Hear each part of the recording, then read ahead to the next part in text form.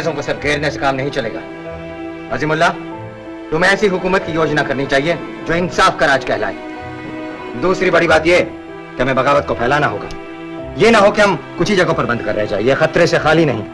हमारे आदमी लखनऊ में जोरों पर काम कर रहे हैं। लखनऊ कभी भी बढ़ सकता है। इसके सबसे बड़ा फायदा यह होगा कि सर हेनरी लॉरेंस यहाँ पर सर ह्यू व्हीलर की कोई मदद नहीं कर सकेगा। मदद का तो अब सवाल ही नहीं उठता श्रीमंत। लॉरेंस के पास है ही कितनी फौजें कि वो कानपुर जाने की सोच भी सके। और अगर वो कानपुर जाता है तो हम उन्हें गंगा पार नहीं करने देंगे श्रीमंत।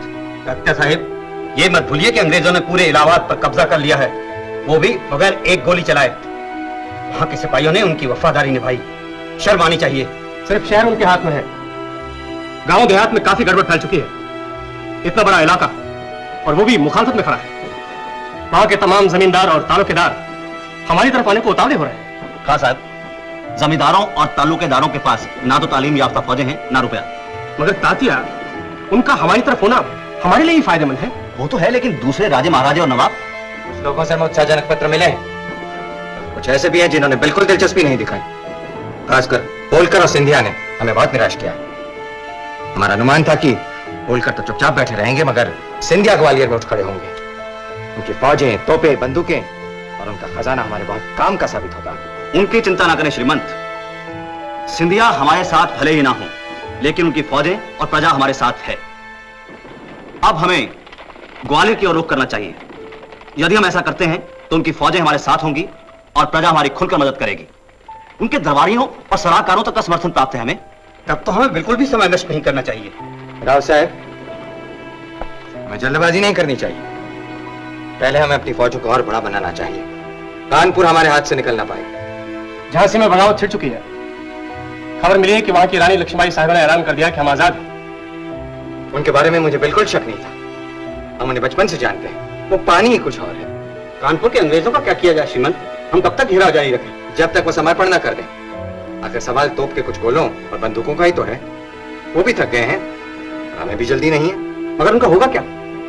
अगर वो समर्पण करते हैं तो उन्हें छोड़ दिया जाए, और क्या। मतलब अंग्रेजों को कानपुर छोड़कर चले जाने दिया जाए? दूसरा रास्ता नहीं है राव साहब। इतने बड़ी तादाद में अंग्रेजों को गिरफ्तार करके हम रखेंगे कहाँ? हमने जान से तो नहीं मार सकते। श्रीमंत, फिरंगी के खेमे में सफेद झंडा फहरा रहा है।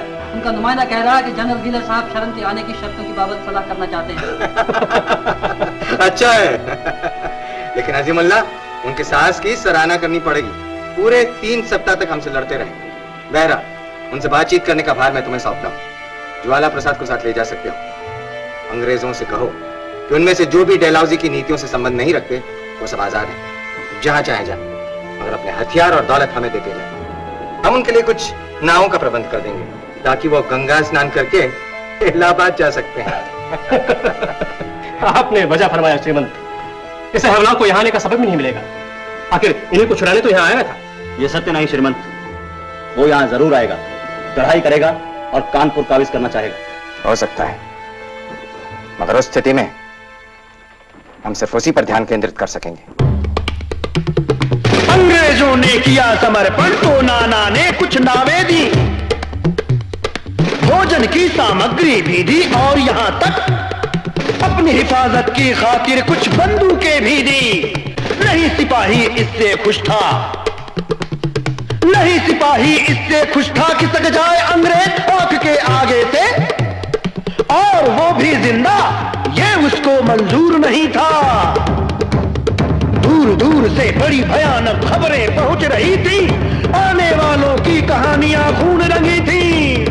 आंसू से तर आह भरी थी, आह भरी थी, आह भरी थी।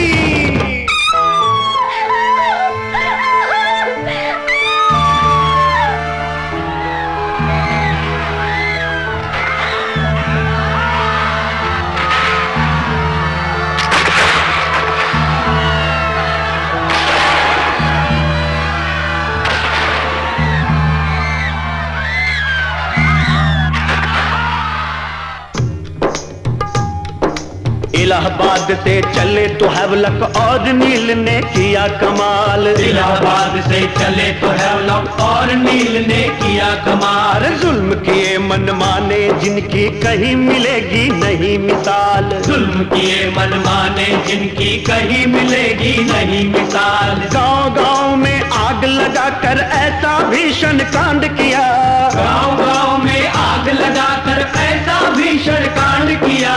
बेगुनाह औरत बच्चों को मौत के घाट उतार दिया, बेगुनाह औरत बच्चों को मौत के घाट उतार दिया।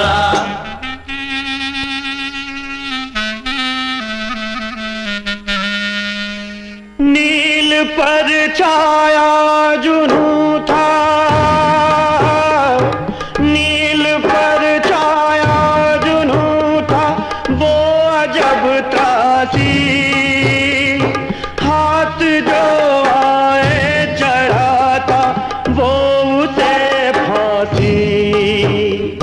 पेड़ से पत्ता नहीं बस झूलती थी लाश, हवा भी थी खौफ खाई ले न पाती सांस, ले न पाती सांस, ले न पाती सांस। शिव शिव शिव शिव, क्या कहे उस आदमी को जो ऐसा कर सकता है? पंडित अंग्रेज कहना होगा, अपनी ये ताकत का नशा करता हैगा। नेटिवन को सजा दिएगी, नीच पापी। वहां देखा, वहां खड्डे में बच्चों की लाशें भी पड़ी हैं। छुरा गोपा दिखता है। अरे नहीं, बानेट घुसेड़ के मारा आएगा ससुर ने बच्चन को। मामूली बेचारे देहाती दिखते हैंगे, बागी सिपाही नहीं हैंगे। क्या आप जानते हैं किसकी करतूत? अंग्रेज का एक ऑफिसर हैगा, नील के नाम से बचता हैगा, उसी की जवां मर्दी का सबूत हैगा ये। बेकसूर को मारा, जिंदा जलाए के मारा। वो तो इतना जालिम हैगा पंडित कि हिंदुस्तानी दिखा तो मार के रख दे और लाश को पेड़ पे लटका दे। बदला लेने का यही तरीका हैगा उसका। घमंड से फूल रहा होगा ससुर। विश्वास नहीं होता। अब और कौन सा प्रमाण चाहिए? अपनी आंखों से जो हम देख रहे हैं। और एक बात और है कि ये फिरंगी सब जगह ये कहता फिरेगा कि हिंदुस्तानी लोग नए गुस्से में आए कि हमारे अंग्रेजों को मारा काटा आएगा। तो ना कभी कोई कुछ बोल सकेगा और ना कोई बहस कर सकेगा। सबकी बोलती बंद ससुर। चलो भैया, बहुत करड़े कोस चलना हैगा, जल्दी से झांसी पहुंचो। चलो विष्णुपन, जब बदले की आग भड़कती तो विवेक जल कर रहता, तो विवेक जल कर रहता। दे दिया जाता आश्वासन वो सबसे पहले मरता।